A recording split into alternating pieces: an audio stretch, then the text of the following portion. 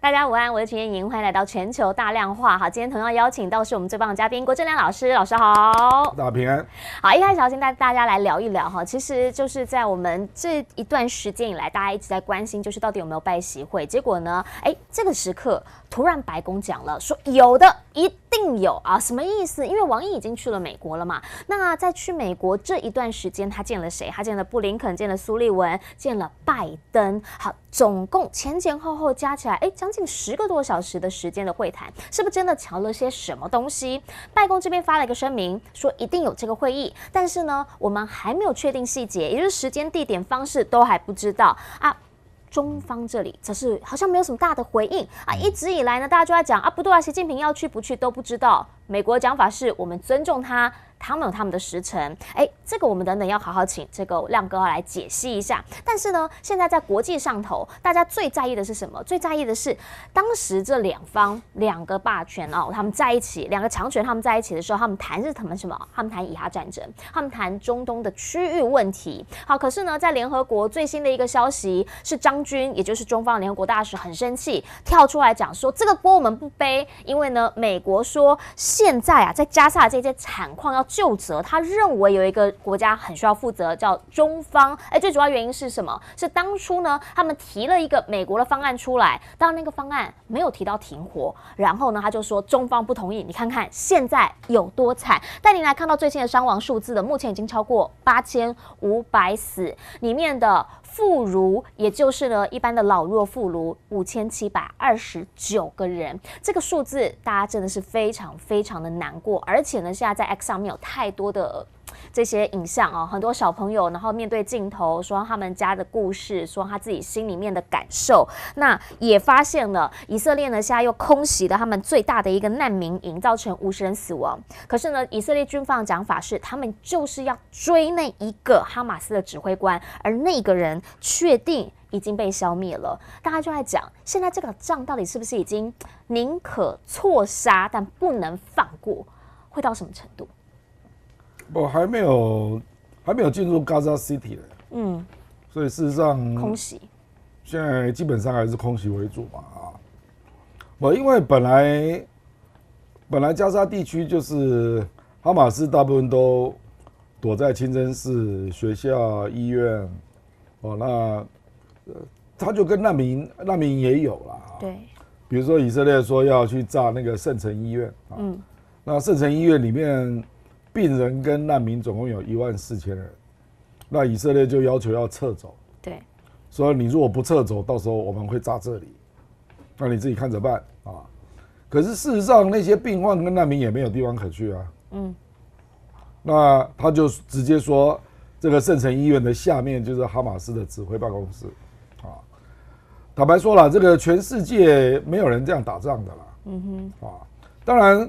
你的敌人当然会利用地形地物躲藏嘛，这个全世界都一样可是人家也没有像你以色列这样打，就直接打学校，直接打医院直接打那个清真寺、救护车，说我这个叫限期让你离开，那你如果不离开，我照炸，没有人这样搞的啦。比如说你去看那个俄罗斯打乌克兰，那个马利乌波尔马利乌波尔人口只有6万那俄罗斯光是让马利乌波尔疏散，就让他2个月，长达2个月让他疏散那疏散到最后，他就说我要开始进去跟那个留下来的乌军要做决战嘛那结果到了最后一刻，乌军自己也撤了所以我的意思是说，没有人像以色列这样打的，所以为什么会引起国际公愤嘛因为你完全违反战争法，违反国际人道法，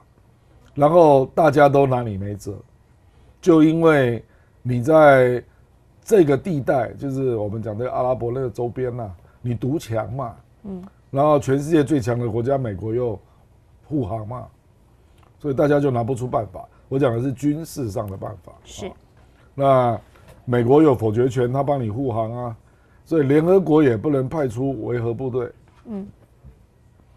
就卡在现状现状就是这个，就是我们这样讲，就是说这个是联合国的失败嘛。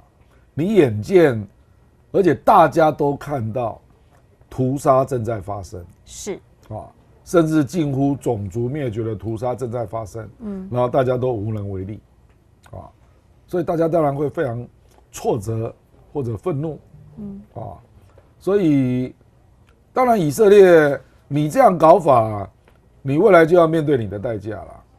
我们任何事情都是有因果的啦，那战争也是如此，你怎么杀对方，那你那个仇恨就会结更长，所以奥巴马才会说嘛，说以色列你这样做，你可能会制造阿拉伯人几代的仇恨，尤其是巴勒斯坦人啊，他这个坦白讲真的是语重心长啦，那别的国家当然就有人就直接谴责啦，可是这种东西就是道德谴责啦，或者是外交上的表态，比如说我们看到玻利维亚直接跟以色列断交嘛，对，这个当然就表达国家的立场，可是对于制止战争是没有用的，因为战争已经发生了，你能够做的要么就是用军事手段做制衡，要么就别的方法真的是，你大概就只能够，等战争结束之后，大家再来算账啊。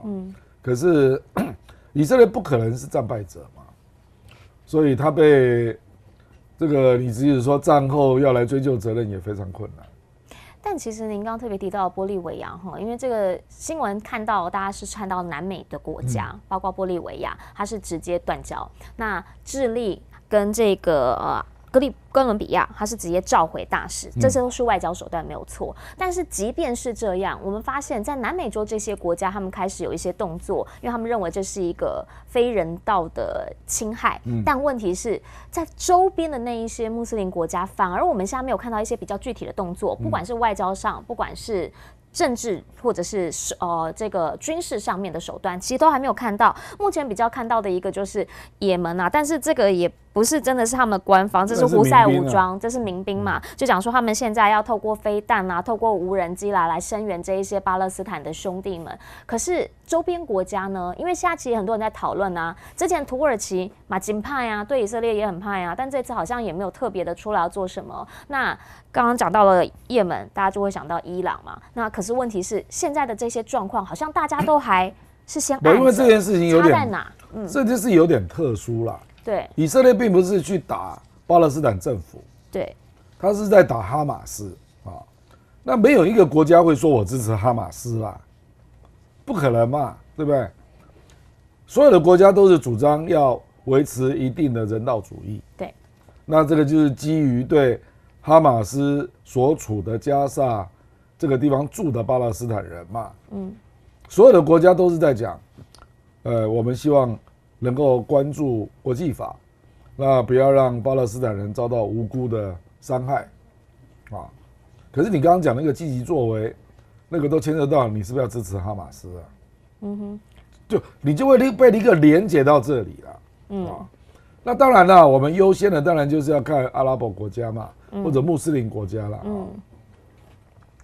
就你好歹也要有一些制裁手段吧，或是具体的嘛。我现在都没看到，对啊，都是嘴巴在讲啊。比如说你是不是要对那个地方做经济制裁啦？可是你对以色列啦啊，对以色列做经济制裁啦，目前没有看到，没有啊，没有嘛，对不对啊？那所以我坦白讲，我这里我心里就有一种感觉啦，说其实即使是穆斯林国家也是不喜欢哈马斯的，虽然他们同情巴勒斯坦，你了解我意思，那因为可是这个事情又没有大到就是这个他们不喜欢以色列这样的行为啊，那有没有严重到你的国家、你的政府要卷入其中？或是要损失自身，因为他们其实现在近几年跟以色列都有非常多的贸易往来，损及自身的利益或对啊，开发。那坦白讲，这个第一要问的应该是你周边的阿拉伯兄弟嘛。照理讲，你们应该是最切身嘛。对。那如果阿拉伯周边的兄弟的国家都没有人做非军事的表态了哈，而且坦白讲，到目前为止，伊朗啊这边嚷，他也没有真的出兵啊。或者是一些比较具体的手段也没有看到，没有看到，对啊，那只有黎巴嫩真主党，黎巴嫩真主党那也不是政府，那也是民兵啊，那所以这个当然，你如果连你都看到了，以色列会没看到吗？你了解我的意思？所以也是就是以色列就觉得说，反正那你们就设立内人，你没有真正使出手段嘛，那真的有些大国要帮巴勒斯坦人民说些话，就到联合国，那联合国就被美国挡下来嘛，就是这样啊。那可是为什么我们说这件事情你积极手段要使上啊，有难度啊？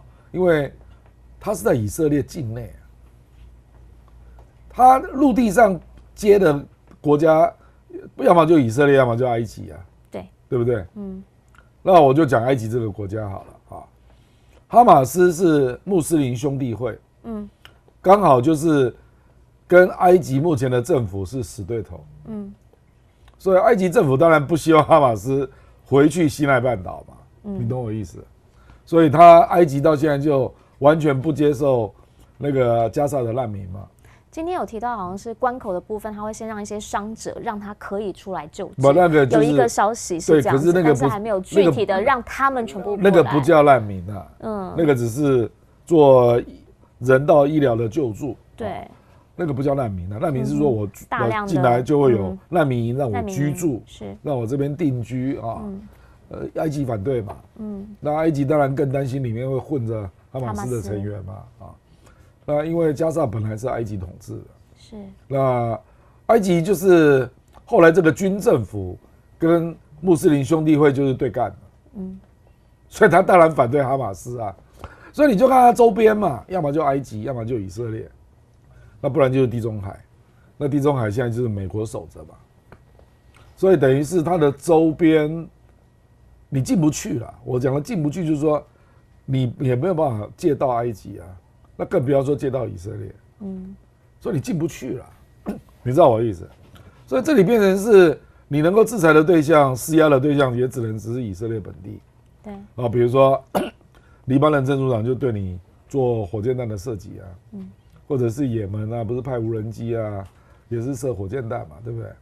其他你真的要进到这个位置，你还真的要借到很多国家，比如说阿富汗塔利班。塔利班也说他看不下去了，他要出兵啊！请问你怎么去现场啊？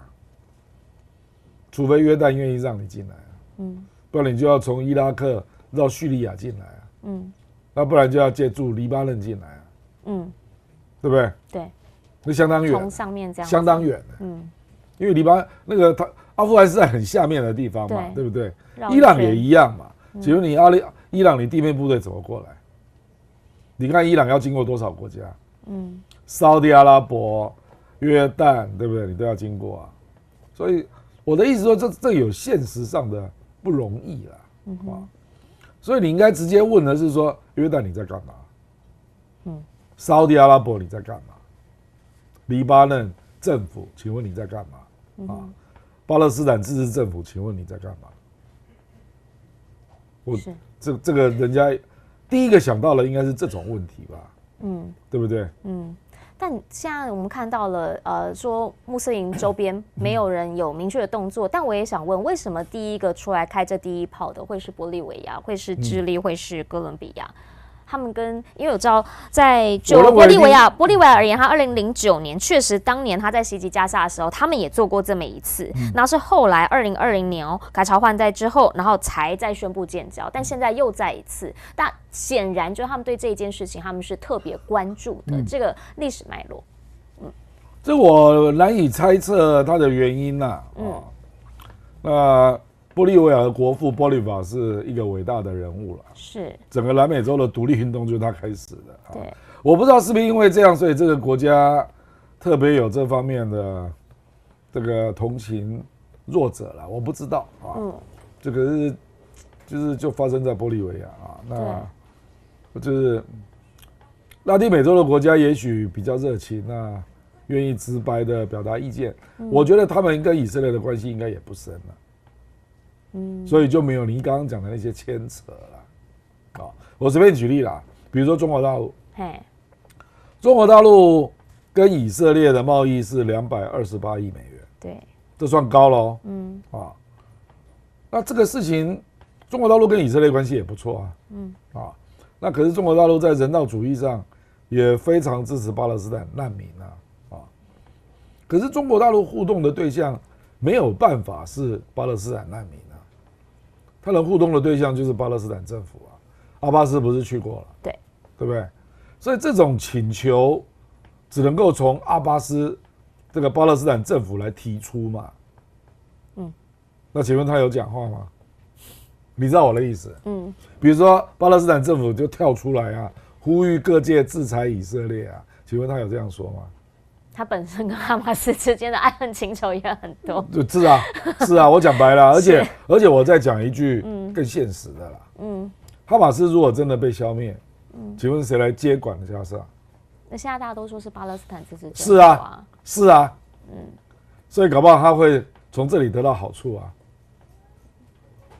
就不知道后续可是大家怎么看巴勒斯坦的难民都是你的子民啊，对，所以你在这里没有用力做一些动作，巴勒斯坦的人民也不能谅解你了，你懂我意思？因为这个到最后都是要算总账的啦，就是你一开始吧，但也许经过这一次，那巴勒斯坦人民就看到哈马斯，他觉得他很勇敢啊，搞不好是这样的，然后又看你阿巴斯，你执政了18年，那你面对屯垦区的事情，你只能够一让再让啊，你从来没有办法帮我们争取啊，那当然了，哈马斯也未必争取得到了，因为以色列比你强太多了吧，可是这个问题就凸显了，因为巴勒斯坦人，我跟你讲啊，这个就是一个很不幸的事情啊。他目前在加沙地区是237万，在约旦河那边大概西岸大概是300万，他散落在各地的难民营还有600万呢。他现在这个民族的分布是这样，你知道吗？你知道哈马斯是怎么来的吗？哈马斯大部分是难民营出身的，是，他也不一定是加沙出生的，也不是约旦河西岸长大的，他是难民营出身的。难民营在哪里？埃及、约旦，约旦河西岸都有，黎巴嫩也有，叙利亚也有。所以哈马斯，你想一想，你如果是难民营长大，你一定仇恨以色列嘛，这必然的嘛。只是哈马斯去招募嘛。所以奥巴马讲的话是有道理的，你这个就是加深了这个600万难民营里面巴勒斯坦人对你的仇恨，他们一定要报仇的啦。你这样搞过这一个事件之后，他们会不报仇吗？这是已经血海深仇的。对啊，那你到时候一定还有下一代的哈马斯嘛，也许另外叫一个名字，即使你把哈马斯消灭了，对不对啊？就是你以色列已经上纲到。这个叫种族战争啊，要么叫宗教战争啊。因为事实上，我有看到一些影片啊，就以色列也开始动员一些他民间的一些志愿的一些社团啊等等啊。那有一些年轻人就去协助以色列的军方嘛，那人家记者就去问啊，说你们军方这样连妇孺都杀，这像话吗？那些人不是军人哦，是以色列人。他怎么回答你知道吗？他说：“这些人长大了也是我们的敌人。”就那个是已经根深蒂固在他的。我跟你讲这种话只有2种情况，一个就是种族灭绝嘛，另外一个就是异教徒嘛，不然怎么会有这样搞的呢？战争都是有限目标啊，你打败了对方的政府，那政府倒台重组。那人民不是你的仇家嘛？可是你看问题的方式，那他为什么会这样理解？因为哈马斯那个突袭对以色列人的杀害也是不分的，是，他并不是去突击政府人物，或者军人，都不是，他看到以色列人就杀，所以他们也是被激怒了嘛，就是这样。所以我跟你讲，这个叫做什么？我后来看到有一个人写一个文章啦，那写了一个标题啦。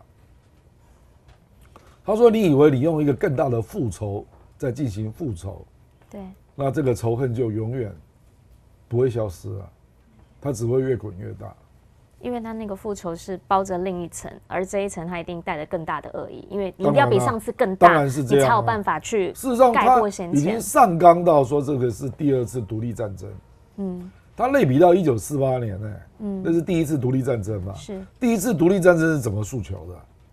就是亡国灭种啊，就是我们如果没有打赢，我们就会被灭族啦，是这样诉求的，这是诉求就是这样啊。说如果我们没有消灭哈马斯，哈马斯就会消灭我们。他用的语言是这样但其实这整起事件大家一直在究责，包括我看到了最新在美国的听证会上面这个是布林肯，然后还有 Austin 他们2个外长、防长通通到听证会里头啊，为的是什么？为的是他们现在其实呢是希望说，能不能国会再给他们预算？他们希望能够去军援乌克兰，还有军援以色列，因为他们觉得这个地方战争持续在进行，这件事情很重要，刻不容缓。然后就在后面，我就看到有很多是挺巴勒斯坦人的，就好几个红色的写手掌。对，那个画面其实当时你在看到他整个听证 hearing 过程当中，那个画面其实是蛮震撼的那可是问题是，他现在就在讲，到底这一些情绪在美国国内也有嘛？FBI 他们自己讲嘛，说现在他们认为这个恐攻的威胁越来越高。那巴黎现在也出现了，就有富人他戴着这个头巾，然后喊真主至大，然后当然有一些可能比较危险的行为，结果马上就被枪杀，然后现在还在医院急救，所以各地都有。你说那个富人被枪杀，就被那个警员直接开枪啊！这样直接开枪就制服他嘛。对，那也有看到就是那种大卫之星，那真的就是很多地方被喷漆了，所以这种情绪其实那个是在做标记。对，巴黎这里是犹太人，就各种这种反犹或者是反穆斯林，其实都有情绪持续的在酝酿。那目前最大的一个就是在问有没有可能造成拜登政府他们自己去思考，因为现在纽时的讲法是说太惨了那个画面一直在网络上在 X 上面在散布着，那个惨况让大家认为拜登政府应该会有所转变，态度上面会有所转变。那另一个可能会让他更直接转变的是，现在穆斯林团体已经要求他必须要停火，不然的话我就不支持你连任。其实呢，在他上一次选举的时候，美联社的一个民调啦，就说64%当年是投给他的，现在呢已经35%的人几乎都已经在讲说不愿意再投给他。然后呢，还有一件事情是，在即将进行的大选当中，阿拉伯裔的美国选民支持率，拜登的支持率已经降到17%了，是比去年降了将近有一半，42个百分点。有没有可能这个会让拜登转向？这个美国的穆斯林大概有340万了这个人口也不算多啦，说实在啦，是啦，因为华人就500多万。对啦。那因为我认为拜登，我讲白了啦，拜登这种人民主党人他会这样计算因为我的对手是川普川普比我更反穆斯林。川普在任的时候对穆斯林真的很不友善，非常不友善。穆斯林的禁止进来的那个禁令是谁弄的？拒发签证，就川普拜登还把他废除了对不对？所以我不认为这个对拜登会有威胁了，因为难道你要让川普当选吗？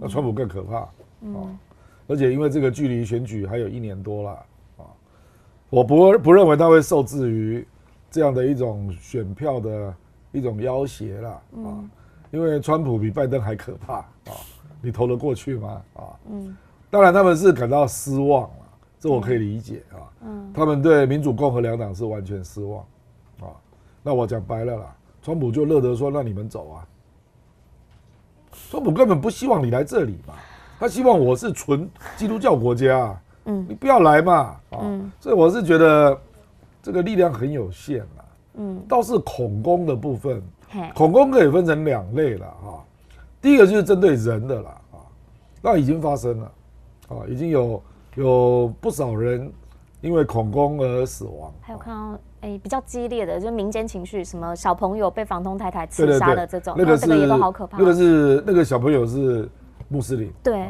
那可是也有一个犹太社区的一个女士，她被刺杀。对。其实大家所定义的恐攻，这种个别针对人的，还不是最可怕的啦，是怕针对公共场所的。是。现在还没发生嘛？是。所以为什么巴黎会进入高度警戒因为巴黎的穆斯林法国啦，法国的穆斯林有840万人啊，所以他当然怕这位女士万一做了什么激烈动作，就不知道她要干嘛啦，她会不会自焚啊，或做其他事啦，那就会变成烈士嘛，啊，可是这种事情呢，我讲白了，这个伊斯兰的圣战士啊，还有他们有一些是政教合一的国家啊，这种激烈分子是非常多的啦，啊，那欧洲德国也有300万的，英国也有350万的，我讲的是穆斯林啊，所以他们现在真的是戒慎恐惧了，啊，可是这个东西就是一个悲剧了，就是说以色列正在制造一个屠杀，那无人能阻止，对，那一定会有穆斯林基于同样的逻辑嘛，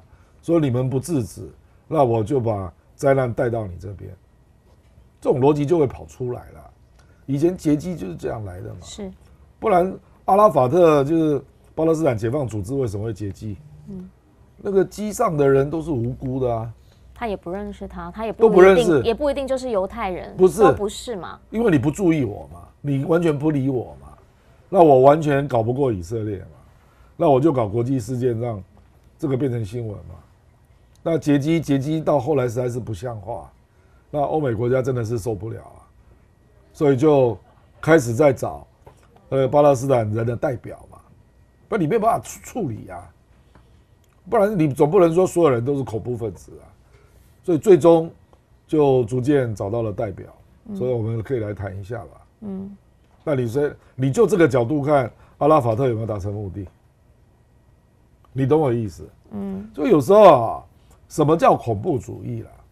恐怖主义就是一个最弱小的一个单位，他面对强权，他完全透过正规的方式没有办法胜利嘛，或者让他的诉求得到注意，所以他就用极不对称的极限方式来施压嘛。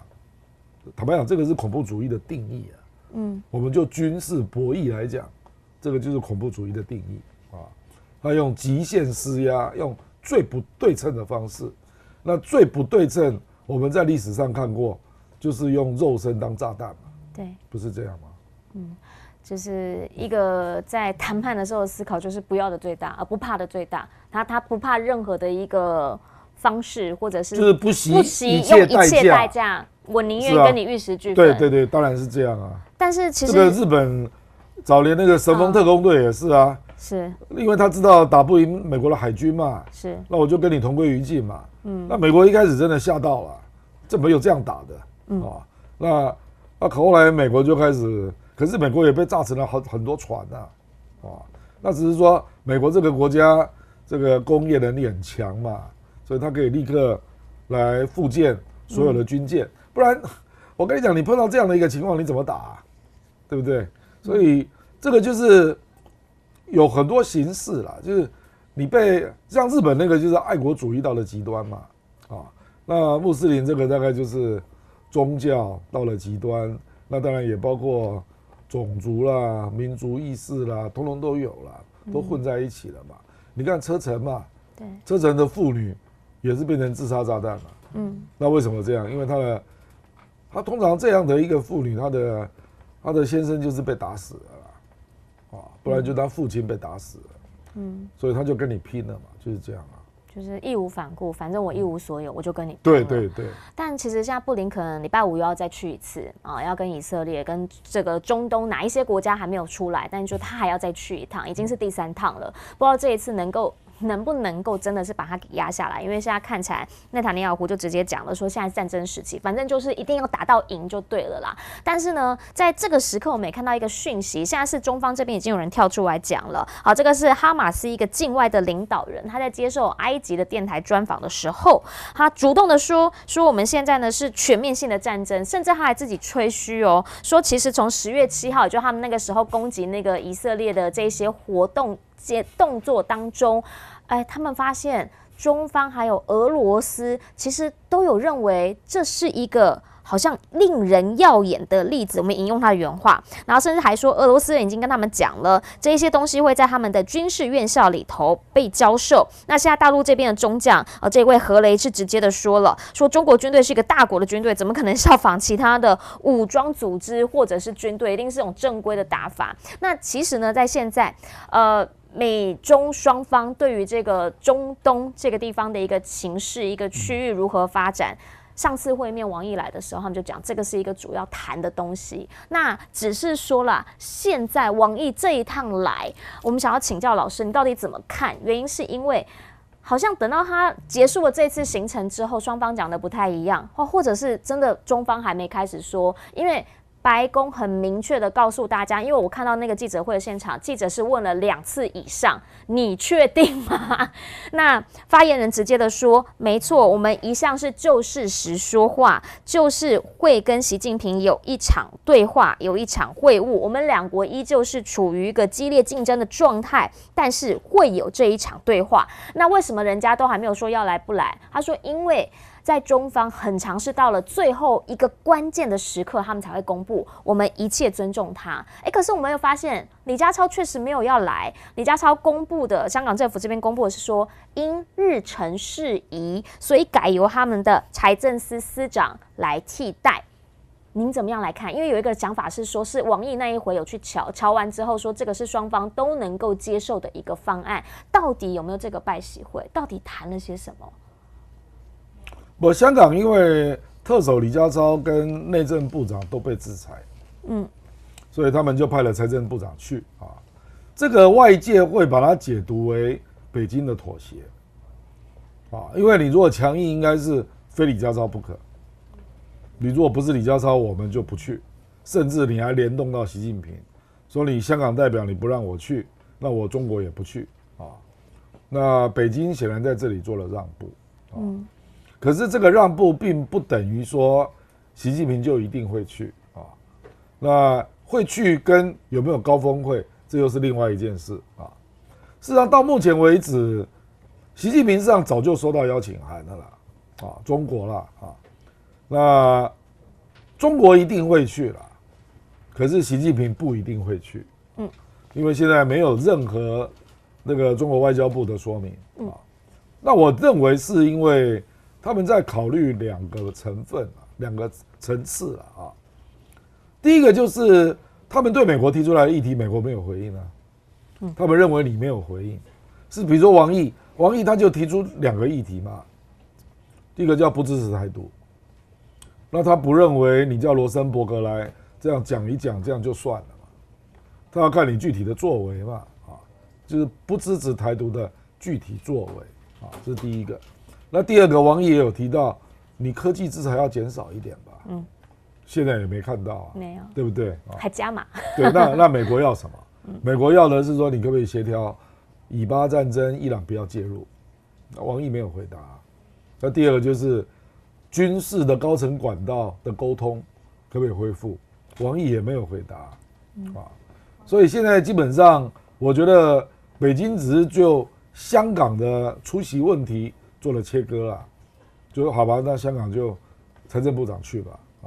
可是这不等于习近平要来啊，因为你美国那两大议题都会回答，不支持台独跟这个我们讲那个科技制裁要减少的部分啊，而且这个是一个层次啦，还有另外一个层次啊，就你怎么知道以巴战争会发展到哪里啊？因为11月17距离还有半个月的时间，你不知道那个时候会是怎么样。那如果那个时候美国已经变成众矢之的啊，变成纵容种族屠杀的共犯，那我请问你，你认为佐科威会去吗？你认为安华会去吗？亚洲有3个穆斯林国家啦，印尼嘛，佐科威，马来西亚安华，啊，那我跟你保证。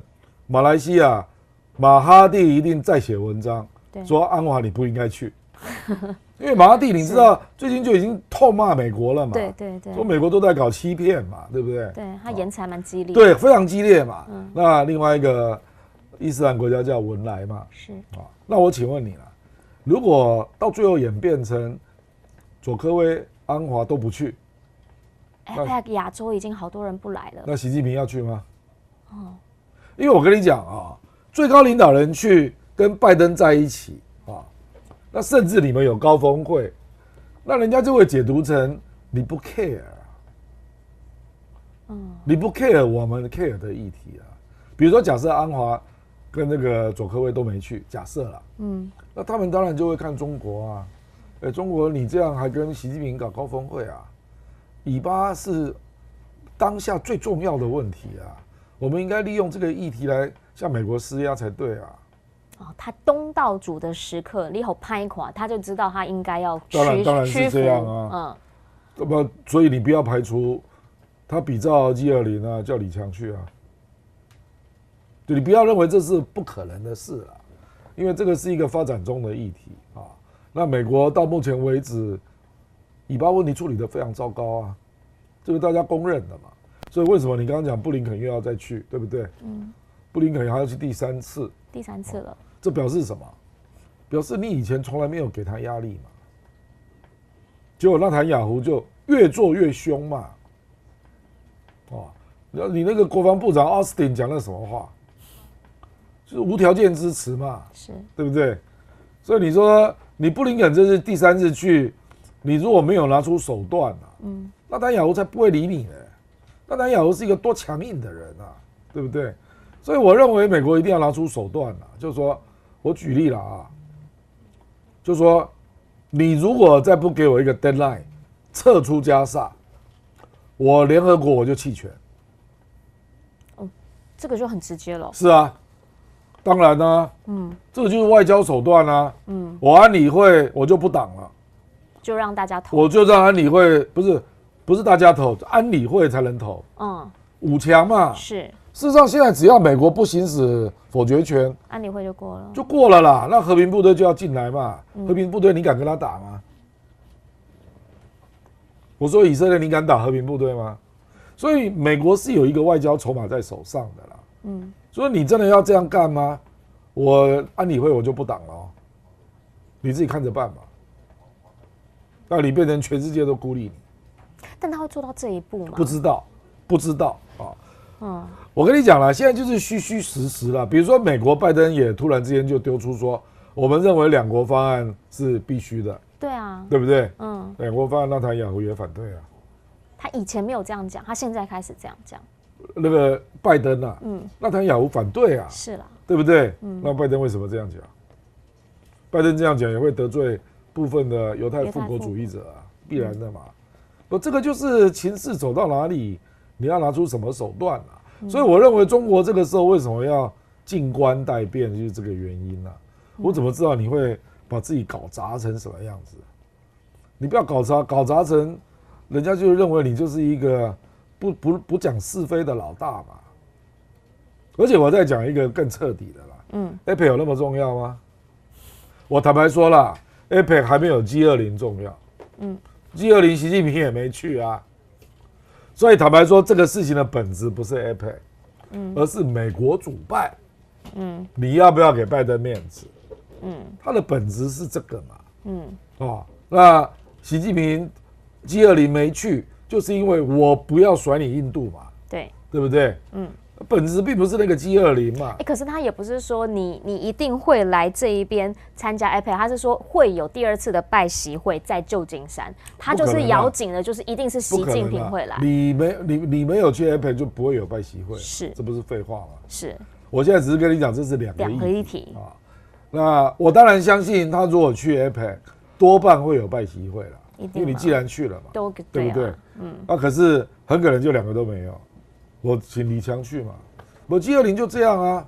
拜登不是在说，哎呀，你中国怎么可以缺席呢？ G20 很重要，你怎么不来呢？我坦白说 ，G20 比 APEC 重要。APEC 根本没有什么功能嘛，那就是一个联谊活动嘛。因为亚洲后来陆续产生几个团体，对 ，RCEP 嘛 ，CPTPP 嘛，对不对啊？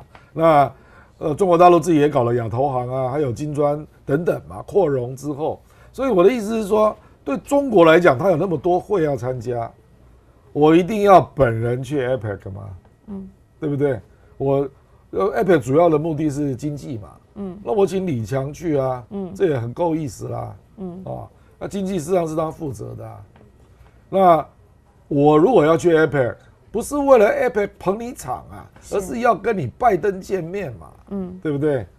那如果现在他发现我跟拜登实在是没什么好谈的，因为以巴你搞成这样，我跟你见面，两个人站在一起，国际上还会觉得你怎么会这样，没有是非了，你知道吧？比如说美国这次就摆明了不让普京去啊，他完全没有邀请他的意思，对不对？完全没有，是嘛？是嘛？他就是不要跟你在一起嘛，不是吗？只要普京出现的地方，他一概不去嘛。美国目前就是这个态度嘛，所以当你把普京抹黑成这样，那就意味着你对俄乌战争的态度嘛，你非常不以为然嘛，所以你拒绝跟他在一起嘛。事实上，这是中国大陆“一带一路”峰会啊，虽然去的国家的代表有将近150个，对，可是事实上与会的领导人只有22个，不是针对中国是因为普京啊，就有很多国家不想沾这个嘛，他就想说，在中国啊，我要跟普京一起合照，那美国又来骂我，你懂我意思？是大堆头也都不要就对了，即便就是大家站在旁边隔很远这样子也不行，就是不想沾这个嘛。所以我认为他们一定有跟中国讲了，说我们不是针对你的，是因为普京来了，我们不方便了，就这样啊，就没有去嘛。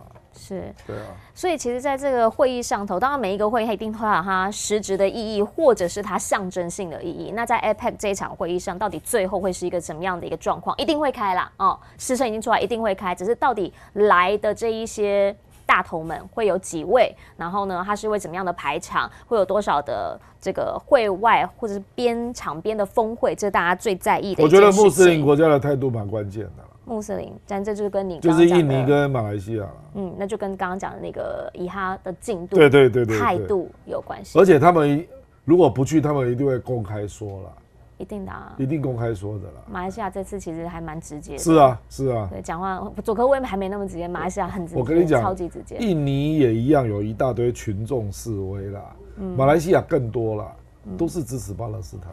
是，那在这一次的白宫一而再再而三要出来喊话啊，很大一个原因是因为他希望能够恢复美中之间的军事高层对话。好，所以呢，在香山论坛大家就在问了，是不是美国人他们真的是没把握好时机？什么意思？他们这次有派人去，他们这次派的是一个副部长，然后呢，中国蒙古的一个办公室的主任去的。那当然啦，跟比如说像俄罗斯，他们就直接就是派这个绍伊古去，这个就有差别了嘛。那作为主人家，其实中方这边他们很直接，比如说吴谦他就直接走下去，然后他还在记者会上面直接回应记者，讲说呢，我们就是直接去跟这个卡莱斯对话，我们对你很重视，我们不应该为交流而交流。然后我们刚刚讲这个何雷，也就是呢他们这个学校解放军的这个中将，直接的跟他讲说，我送你一个臂章。我不只送你一个我还请你帮我转交给这个 Austin， 如果可以的话，那个臂章是一个盾牌，我们是防御性国家，下面呢，其实你就可以看到是橄榄枝，我们也是讲究和平的国家组织。那这样子的一个画面跟场面，就让大家开始在思考，这美中之间的对话后面还有没有可能？因为何雷也讲了一句，在这种时刻 ，Austin 没有来，这个诚意自有公断。真的假的？自有公断。张霞呢，其实在这一次是代表发言嘛，张幼霞他也代表发言，他讲话就是说，希望没有指明，但是希望不要添乱，指的其实就是美国，希望他们不要在这个区域上头刻意的制造动乱，甚至呢煽动一些颜色革命，要有这种零和思维，这些都是不好的。你怎么样来看，在这一次美国出席香山论坛？他派的是一个，上次您讲，有些人的认为是说，这应该可能相当于科长级，就真的不是很高，差不多。对，您上次讲说，因为这个也不是真的一定要他们主管去嘛，他实际上是来记录的，就是他只是来代表，来做记录的，签名一下这样子。没有啦，他有在现场，有在现场，在那边做记录。对，但是他也不能做什么样的发言嘛，级别太低了啦。对，那这个场面跟这样子中方的这些回应的互动，就是要表明。美方到底有没有诚意？你怎么看？不然你这个中方当然有话说嘛，你一天到晚说要恢复军方高层的接触嘛，那这个是北京主场的香商论坛，那你美国连个副部长都不来，那是在干嘛？那美国当然也有话说啦，说你们新的部长还没产生啊，问题是江右侠更高江右侠是军委副主席是，你如果来这里有机会跟张右侠碰个面，那这也算高层所以我坦白说，就是美国在这里有一点自相矛盾就是说张右侠是在现场，你事实上应该打听得到，就是说现场最高级别的官员是谁。那如果说我们奥斯汀要来，那是不是可以跟他见个面？甚至有一个场边的对话我不知道美国有没有尝试啦，我猜可能有，那中方没有答应。你懂我意思？那结果美国一火大，就把级别拉到最低，这样。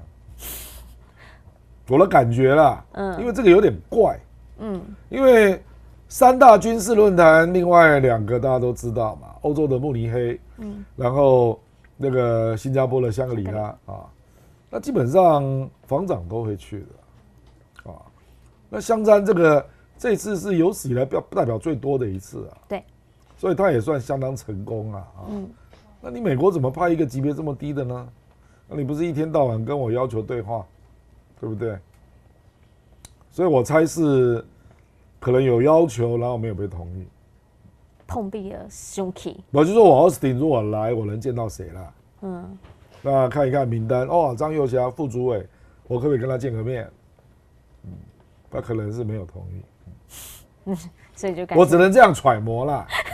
有这样的可能性，不然这个很怪啦，就是说你怎么派一个那么小的人来啦？你知道吧？因为这个又不是说是一个中国自己关起门自己搞的论坛，这是国际论坛对不对？而且或者是他会不会是因为知道绍伊古要来，所以就不要去？你说 Austin？ 对，当然有可能啊，王不见王嘛。美国现在真的对俄罗斯是坚壁清野，一律不同台。比如说 G20， 那个拉夫罗夫去了外长嘛，他一演讲，所有的人都离席。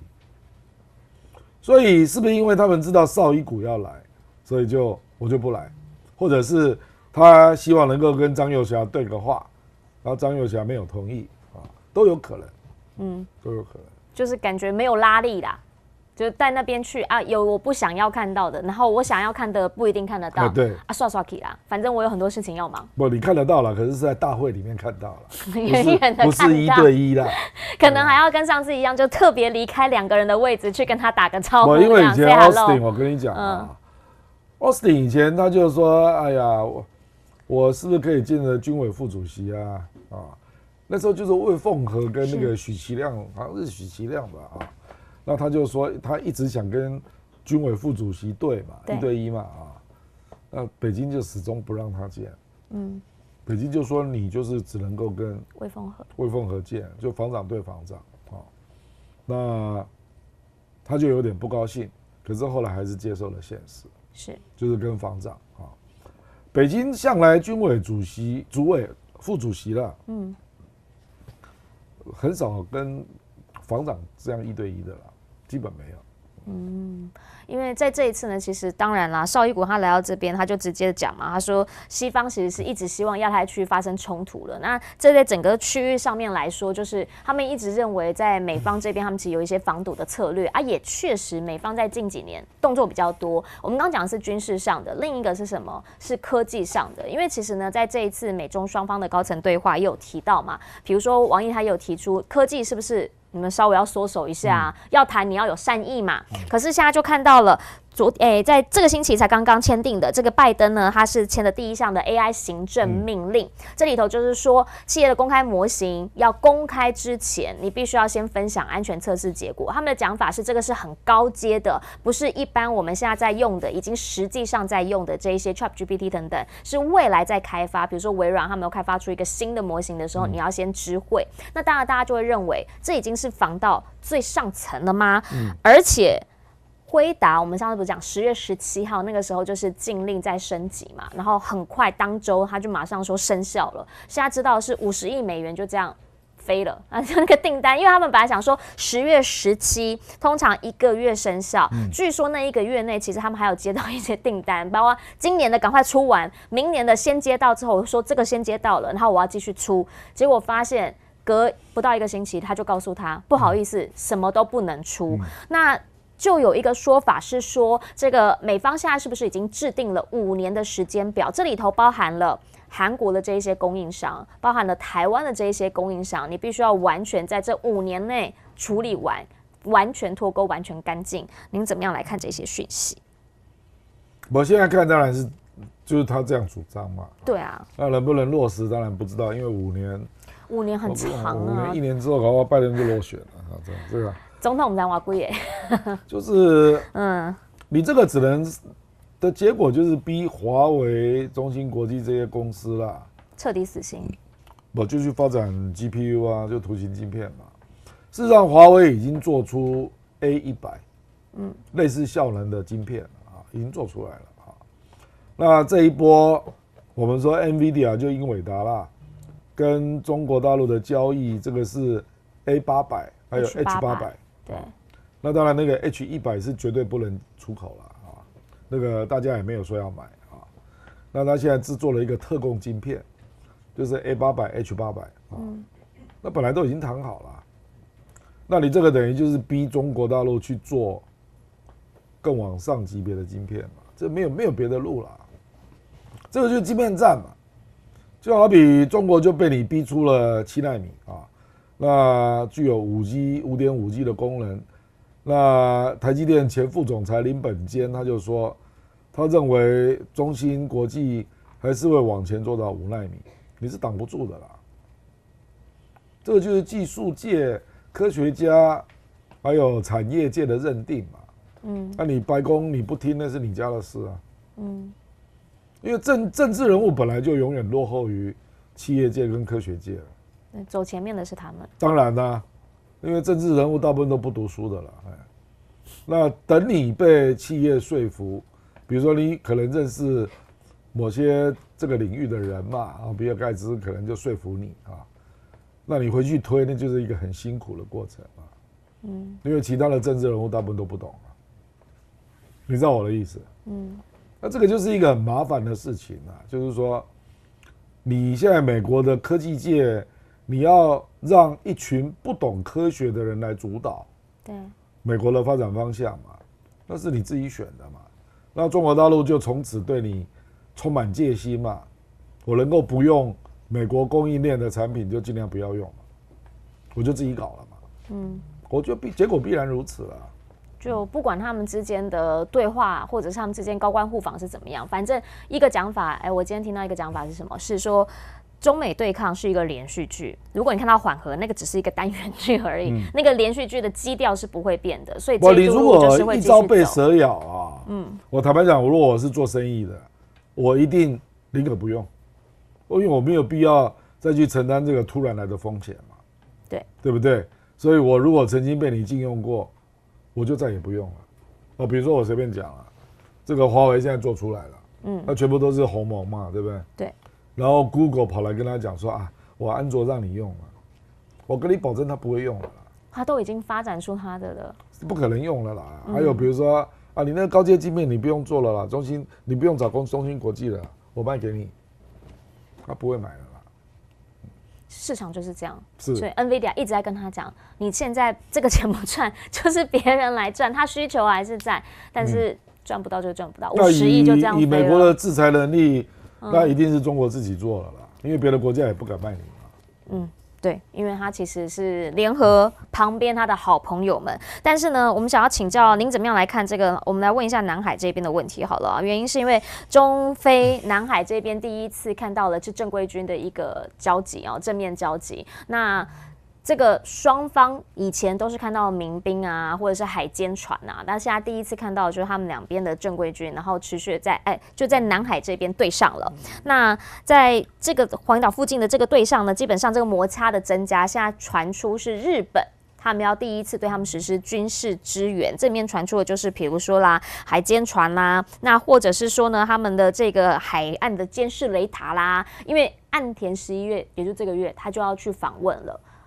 这样子的一个进程，当然后面美方应该还是有一些态度角色。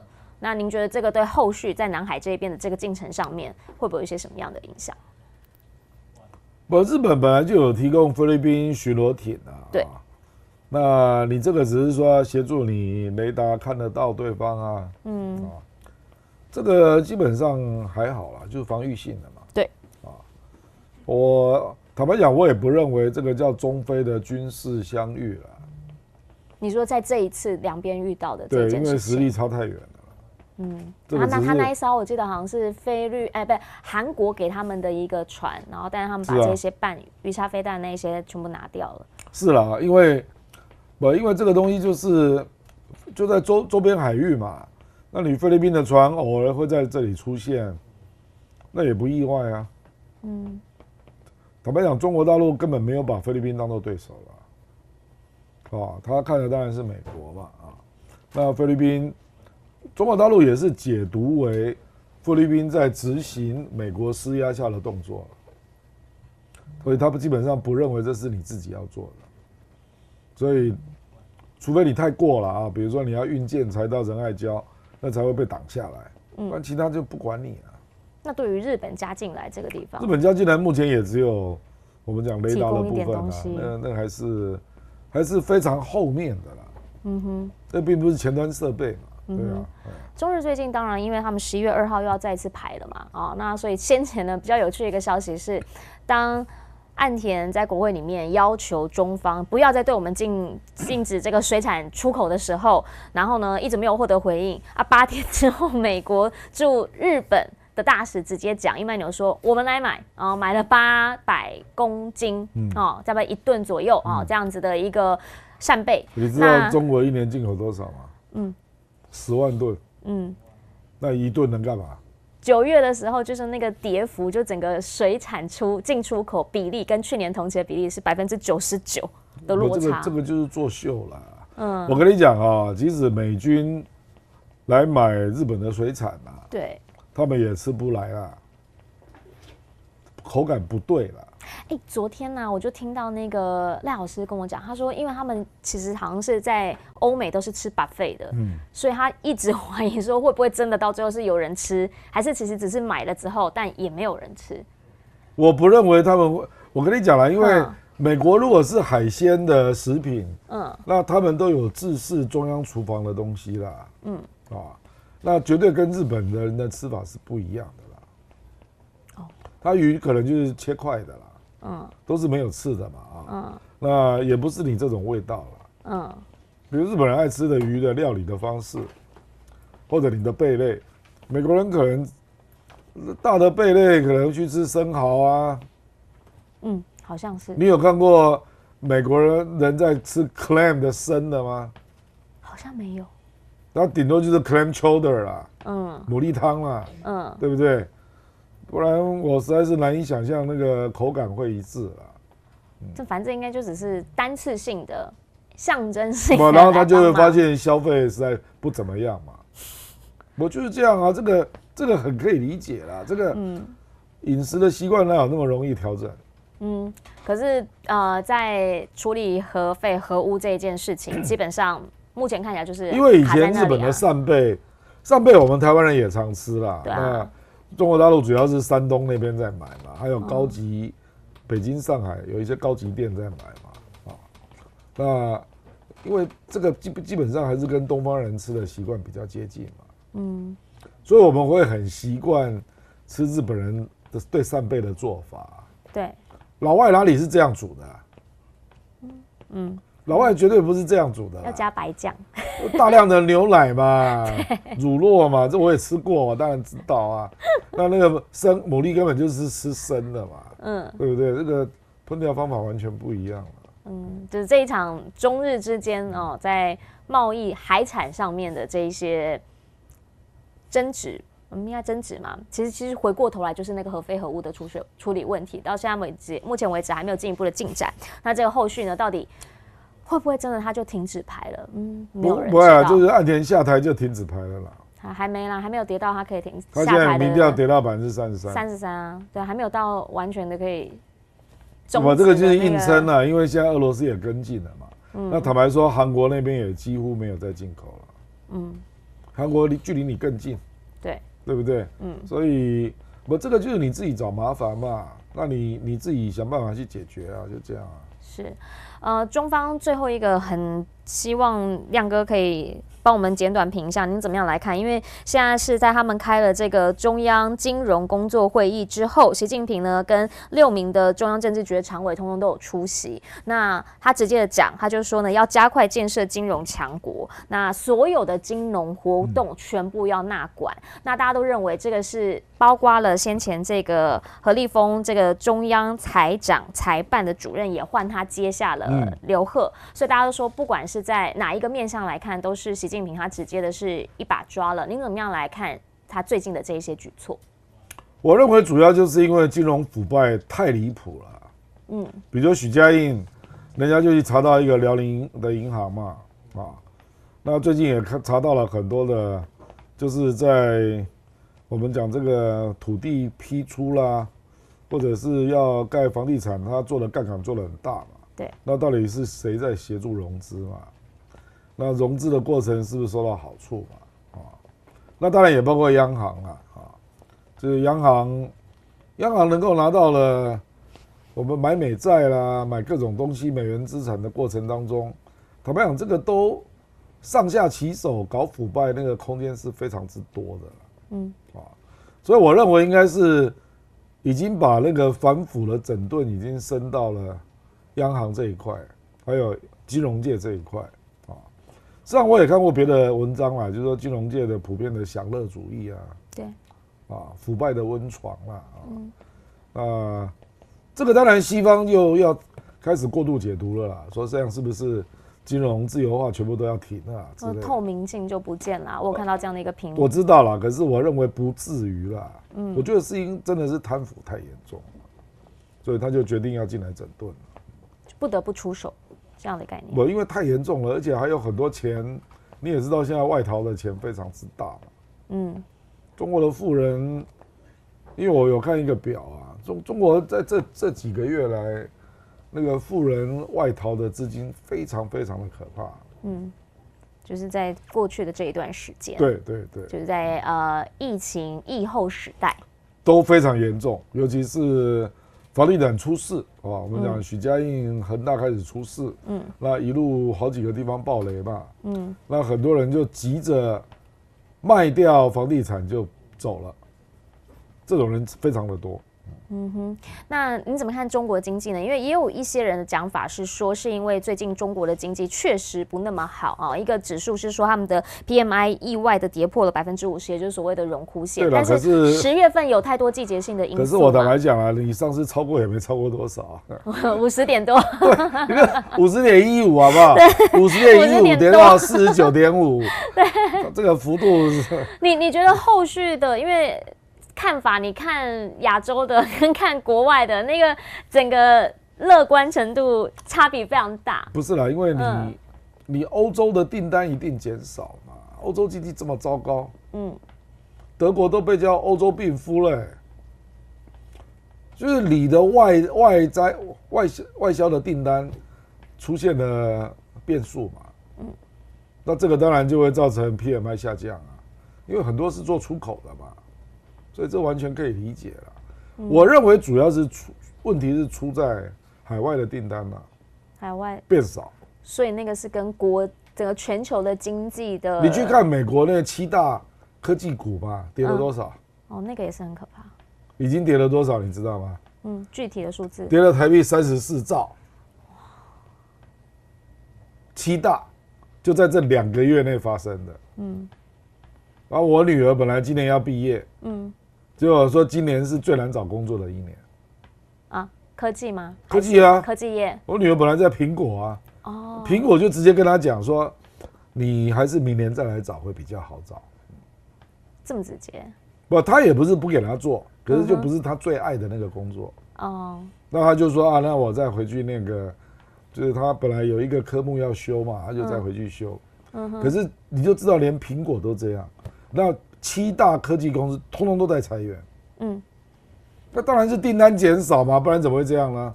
我就跟你讲，2个月市值不见了34兆台币，你就知道有多惨嘛，你就可以知道那个程度嘛。那如果连这7大都这样，那其他订单不会减少吗？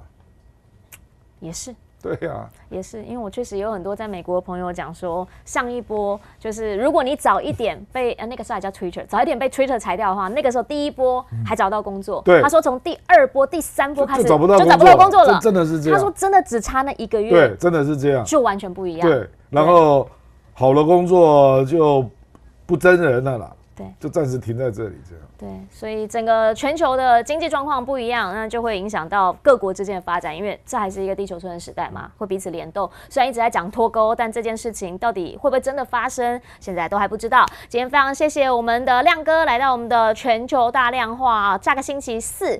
中午12点半，同样邀请大家可以准时上线。那也邀请大家呢，等等在2点15分的时候，准时到我们全球在我们新闻大白话的 YT 频道来跟我们一起进行新闻大白话的线上直播。今天要再一次谢谢亮哥。最后呢，我们要跟大家说再见喽，下个礼拜拜拜。拜拜。